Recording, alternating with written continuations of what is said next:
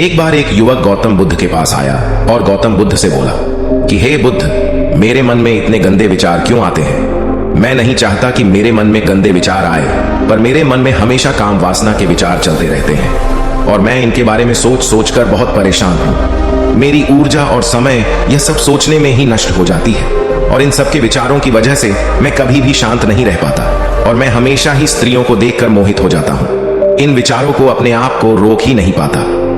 बुद्ध मुस्कुराए और उन्होंने उस युवक से पूछा, क्या तुम्हें पता है यह काम वासना होती क्या है? फिर लड़के ने उत्तर दिया और कहा, बुद्ध, मैं यह तो नहीं जानता कि काम वासना होती क्या है, पर हाँ, ये जो भी है बहुत बुरी चीज है। फिर बुद्ध ने उस युवक से कहा कि सबसे पहले तो तुम्हें यह समझना है कि प्राकृतिक रूप से जो भी चीज हमारे अंदर है वह बुरी नहीं है। हमारे जीवन में उसकी कुछ ना कुछ जरूरत है। वासना कोई बुरी बात नहीं है।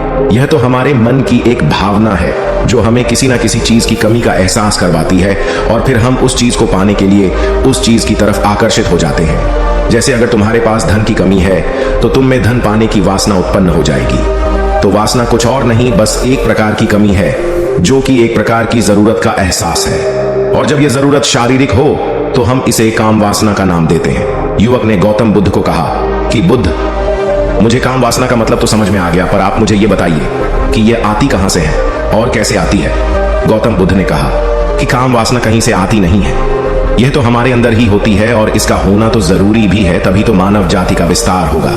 युवक ने कहा, जब यह हमारे अंदर ही है और जरूरी भी है तो फिर लोग इसे गलत क्यों बोलते हैं? बुद्ध ने कहा कि यही तो समस्या है। लोगों ने काम वासना को गलत तरीके से सोच लिया है, इसे छिपाने की दबाने की कोशिश करते हैं। काम वासना गलत नहीं है, बल्कि काम वासना का गलत तरीके से प्रयोग करना गलत बात है। लोग जिससे प्रेम करते हैं बस उसी के लिए जीने लग जाते हैं, उसे पाना ही अपना लक्ष्य बना लेते हैं और उसी के बारे में हमेशा सोचते रहते हैं, पर यह सब गलत है। बुद्ध ने युवक से कहा, क्या तुम्हें पता है जानवरों में भी काम वासना होती है?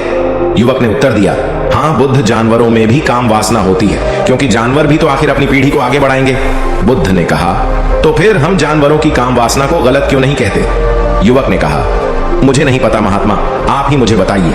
गौतम बुद्ध ने कहा कि जानवर अपनी काम वासना का प्रयोग आनंद प्राप्ति के लिए नहीं करते, वह तो सिर्फ संतान उत्पन्न करने के लिए ही काम वासना का उपयोग करते हैं। जानवरों को प्रकृति ने इतनी समझ नहीं दी कि वह काम वासना को अपने सुख का आधार बना सके, जबकि मनुष्य अपनी समझ के बलबूते पर प्रकृति में पाई जाने वाली प्रत्येक वस्तु को अपने सुख के लिए प्रयोग करता है। हम इंसानों ने ही काम वासना को अपने सुख का साधन बना लिया है, जबकि प्रकृति ने तो हमें अपने वंश को आगे बढ़ाने के लिए दिया था, लेकिन इंसानों ने इसे अपने जीवन का परम लक्ष्य बना रखा है और इस तरह से काम वासना का भी लगाम हो जाना गलत है।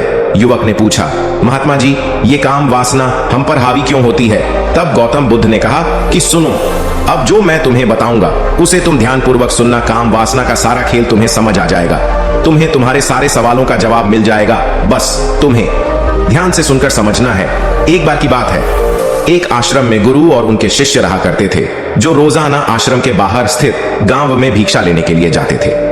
उस आश्रम का एक शिष्य जिस गांव में भिक्षा लेने जाता था, उस रास्ते में एक नदी पड़ती थी। एक दिन उसने देखा कि एक लड़का पेड़ के पीछे छिपा है। वह उस लड़के के पास गया और उससे जाकर बोला, भाई, तुम इस पेड़ के पीछे छिपकर क्या देख रहे हो? लड़के ने कहा, अरे तुझे नहीं दिख रहा कि मैं क्या देख रहा हूं? तब शिष्य ने नदी की तरफ देखा तो वहां पर कुछ लड़कियां पानी भर रही थीं। वो लड़कियां 14-15 साल की होंगी। तब उसने उस लड़के से कहा, अरे भाई, वहां पर तो लड़कियां पानी भर रही है, इसमें छिप कर देखने वाली क्या बात है? तब वो लड़का शिष्य की तरफ देखकर उससे कहता है, अरे पागल, तुम्हें दिखाई नहीं दे रहा कि कैसे ये परियां नदी से पानी निकाल रही है? जरा उनकी अदाओं को तो देखो, उनके कोमल शरीर को देखो, उनकी पतली कमर को देखो और उनके बाल उनकी कमर पर कैसे लहरा रहे हैं, मानो सुंदरता बिखरी पड़ी हो। शिष्य ने फिर नदी की तरफ देखा और इस बार वह इससे देखता ही चला गया। उसे किसी भी बात का कोई डर नहीं था, लेकिन अब वो छिपने लगा और उन लड़कियों को देखने लगा। और जब वो छिपकर उन लड़कियों को देख रहा था, तभी वह अचानक अंदर से कांप गया और उसने कहा कि यह मैं क्या कर रहा हूं, मैं जो कर रहा हूं वह सही नहीं है, मुझे यहां से चले जाना चाहिए। और फिर वह जल्दी से वहां से चला गया। वो आश्रम पहुंच जाता है। आश्रम जाकर वो अपने कार्यों में लग गया, लेकिन जो अभी वह देख कर आया था वही उसकी आंखों के सामने बार बार आ रहा था। उसके मन में वही दृश्य चल रहा था, उसके मन में वही सब कुछ देखने के लिए लड़ाई हो रही थी। उसका किसी भी काम में मन नहीं लग रहा था। सुबह होते ही वह रोज जल्दी ही भिक्षा के लिए आश्रम से निकल जाता और उस नदी के पास वाले पेड़ के पास जाता और जहां पर वह लड़का पहले से मौजूद रहता था। उस लड़के के साथ मिलकर लड़कियों को छुप छुप कर देखता था। अब वह रोज ऐसा करने लग गया। यह उसके रोज का काम हो गया। अब उस शिष्य का मन किसी भी काम में नहीं लगता था। वो हमेशा ही किसी न किसी प्रकार के विचार में उलझा रहता। वो आश्रम के कार्यों को भी ठीक ढंग से नहीं कर रहा था। न वो ठीक से सो पाता था और न वो ठीक से खाना खा पाता था। उसका मन बेचैन सा रहता था। उसका मन बार बार उन लड़कियों के सौंदर्य को देखने के लिए तरसता था। जब गुरु शिक्षा देते तब भी उसका मन कहीं और विचारों में खोया रहता था। गुरु ने अपने शिष्य की इन हरकतों को जान लिया था। तब एक दिन गुरु ने शिष्य को अपने पास बुलाया और कहा कि आज से मैं भी तुम्हारे साथ भिक्षा मांगने चलूंगा। तुम और मैं साथ साथ भिक्षा मांगने चलेंगे। तभी शिष्य गुरु को मना करते हुए बोला, नहीं गुरुदेव, आप परेशान क्यों हो रहे हो? मैं अकेला ही ठीक से भिक्षा मांग सकता हूं। गुरु ने शिष्य से कहा कि ठीक है, तुम अकेले ही भिक्षा मांगने जाओ। शिष्य तुरंत वहां से भिक्षा मांगने के लिए निकल गया। उसके जाने के बाद गुरु भी आश्रम से निकल गए और शिष्य का पीछा करने लगे कि वो कहा जाता है, किससे मिलता है। यह सब देखने के लिए उसके पीछे पीछे चलने लगे। थोड़ी दूर जाने के बाद गुरु ने देखा कि उनका शिष्य एक लड़के के साथ एक पेड़ के पीछे अपराधी की तरह छिपा हुआ है और छिपकर कुछ देख रहा था।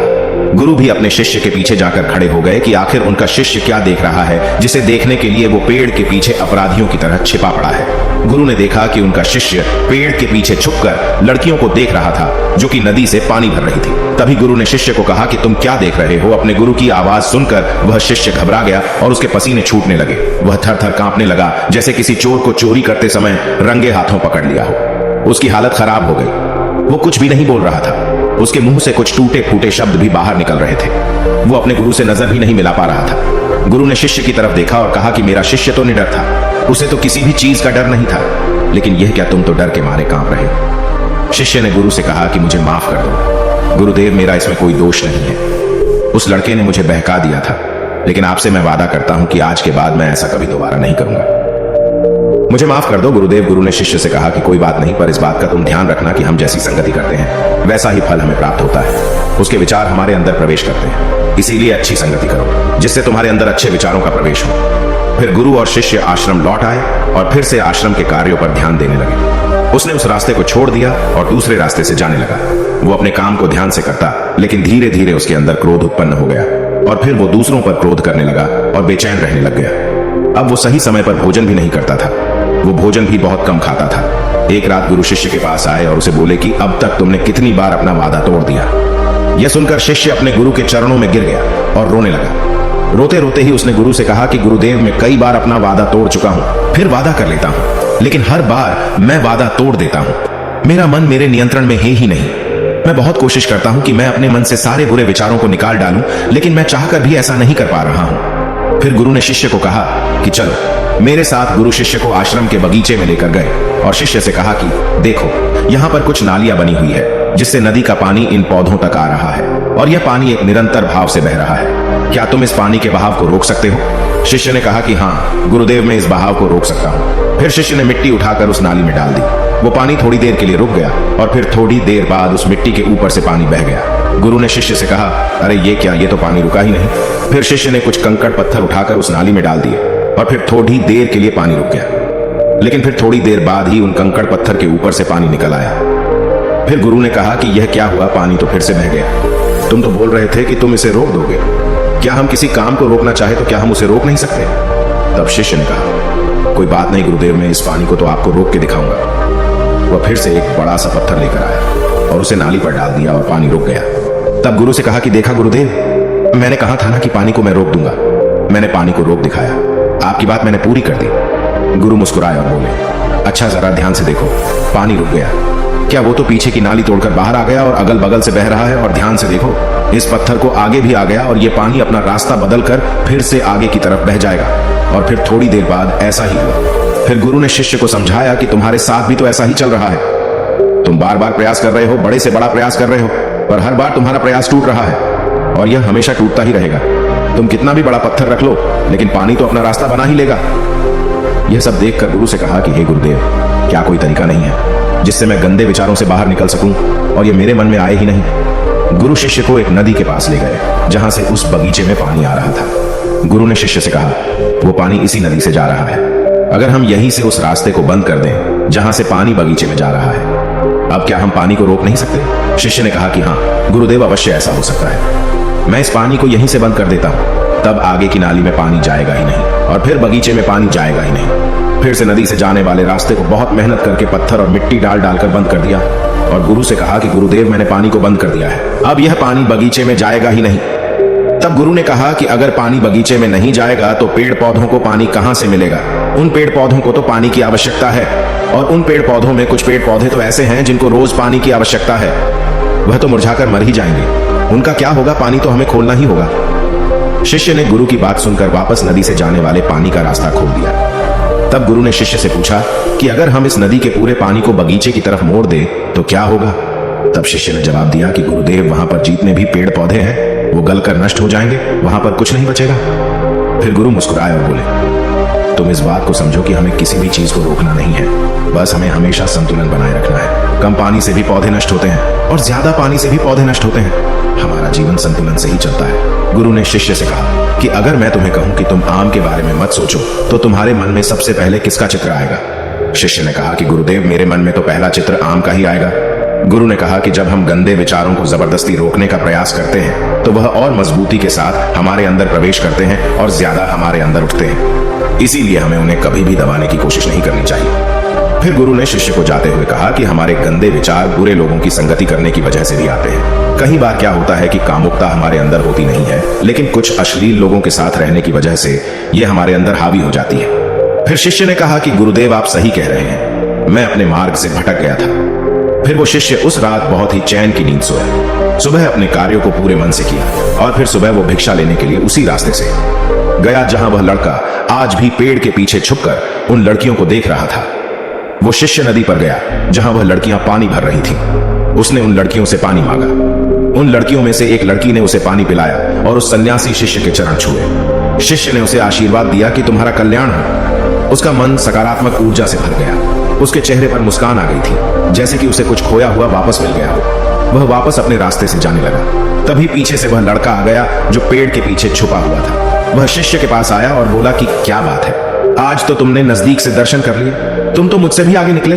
तब शिष्य ने कहा कि हम हमेशा दूसरे के दर्शन करने में ही व्यस्त रहते हैं, अपने दर्शन कर ही नहीं पाते। तुम कब तक इस पेड़ के पीछे छुपते रहोगे? किसी को पसंद करते हो तो उससे बोल दो, अगर वो भी तुम्हें पसंद करती है, और शादी कर लो।